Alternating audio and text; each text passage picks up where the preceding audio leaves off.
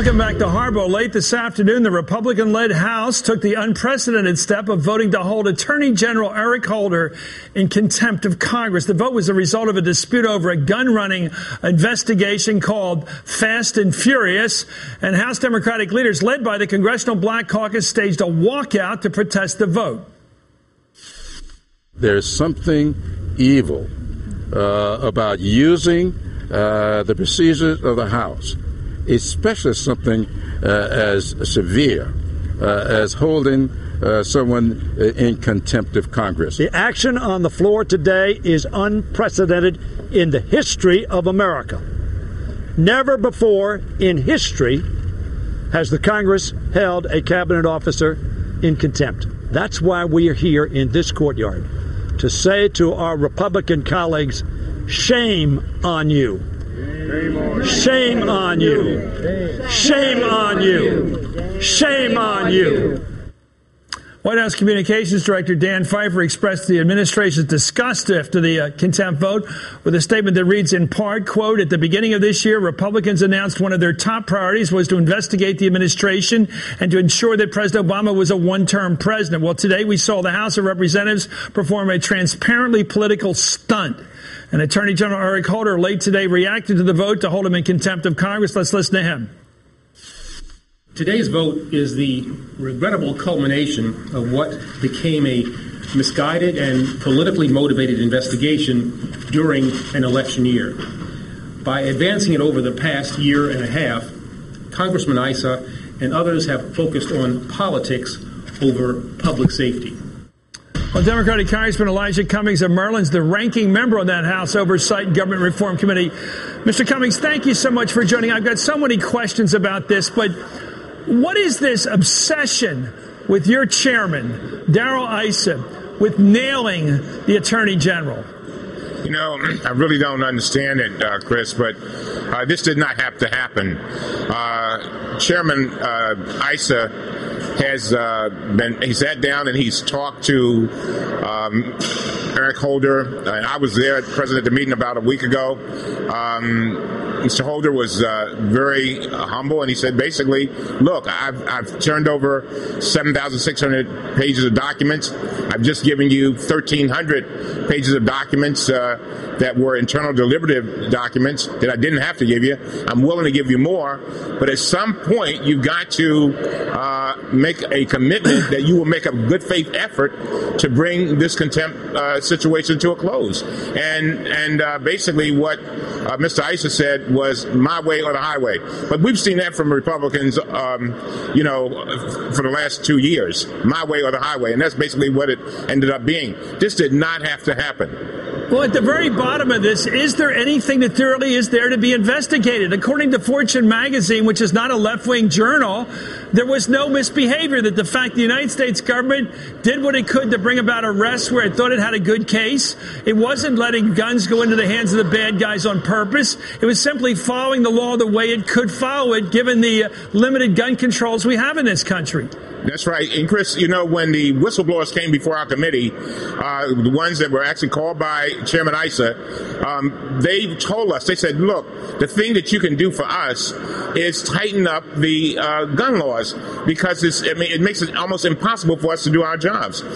There's no, Mr. Issa even made it clear that there was no wrongdoing on the part of Attorney General Holder. He did not know about this gun walking, did not authorize it. As a matter of fact, when he found out about it, he brought it to an end. And that's why this is so very, very sad. This was a great day in one sense with the health care bill. On the other sense, it was a very sad day. What's the chairman going to do next? Are they going to bring about a criminal investigation, a criminal indictment against the Attorney General? What's the next step on their agenda? It's hard to say what they're going to do. I think that they want to run this out straight on through to the election. This is about politics, Chris. Let's not kid ourselves. It's about politics, trying to help Mr. Romney become president. But I've got a feeling that it's going to backfire because I think sometimes you can overreach. And And I think that the public is going to see that and understand that. I mean, everybody thought that the health care bill would be brought down. But you see what happened there. So I just have a feeling that this will turn into something good for the Democrats. I really do. Okay, thank you so much. As always, Congressman Cummings, thanks for joining us. Well, today on the House floor, angry lawmakers made their cases for and against the contempt resolution. Let's listen. Never in our nation's history has the House of Representatives voted to hold a sitting attorney general or a cabinet member in contempt. What's different? I will tell you what's different. It is the simple fact that Republicans have a dogged determination to discredit and defeat this president at all costs. Plain and simple. It's politics. My friends on the left want to politicize this by talking about a witch hunt, when in fact, we all know that this, Mr. Speaker, is about justice. Yeah, right. Anyway, Congressman Jason Chaffetz is a Republican of Utah. He voted in favor of the contempt. He's on the Oversight Committee. Anyway, Darrell Issa made clear he intended to be incredibly aggressive when he got the job in 210. He told Politico back then, I want 7 hearings a week times 40 weeks. Congressman, it looks to me like Darrell Issa has been loaded for bear since the day he got that subcommittee, and that he's just going to do it whatever way he can find it. Wasn't he out there looking for a fight from day one? No. Look, we're the Oversight Committee. He just said he was. Would he what? He said he was. He said, I'm going to hold 7 hearings a week. 7 hearings a week, 40 weeks a year, just to dig for dirt. No, that we've had very good bipartisan. I've done things with Congressman Tierney. Today we had a hearing about what's going on in Iraq. So, no, I think it's an unfair assumption to just assume that just because you're holding a hearing that somehow it's going to be unfair. These are balanced in their approach, and I think we were balanced in our approach here. Unfortunately, it came to this because we were left with no other option. You have a dead agent. You have over 200 dead Mexicans. You have a fundamentally flawed program. You have a February 4th letter that was sent to Congress under Department of Justice letterhead that was a lie, and then we're just supposed to walk away from that? But that would be malpractice. What do you make of the Fortune magazine article that says there was no effort to run the guns, to allow the guns to walk, that they always enforced the law where they had a law they could enforce? I totally disagree. The reason with Fortune we know magazine.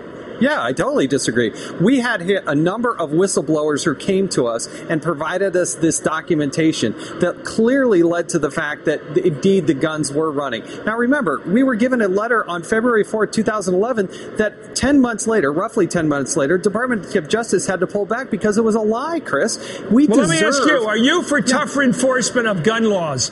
Would you like to see a more aggressive ATF that stopped anybody engaged in something that looks suspicious down in Phoenix, where you have 800 gun shops?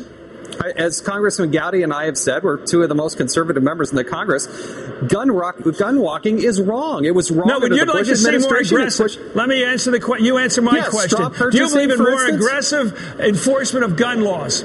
Yes, look at straw purchasing. That is absolutely felony wrong. It is absolutely wrong. And of course we need to enforce that. What was wrong in this case is the Department of Justice, through the ATF, went to the gun dealers in the greater Phoenix area and said, despite it being against the law, let's allow nearly 2,000, mostly AK-47s, purposely get in the hands of the drug lords, the Sinaloa cartel, for instance, and others. That's just so wrong, Chris. And if it was Bush, you'd be all over it. And I think I think it was Bush. I think it was Bush that started this program, don't you? Well, under Operation Gunrunner, you had Wide Receiver that was stopped in 2007. Okay. Then Lanny Brewer, the head of the criminal division, comes along in 2009, and they start Fast and Furious. So it wasn't right then, and it's not right now. Okay, well said. Thank you, Congressman Chaffetz of Utah.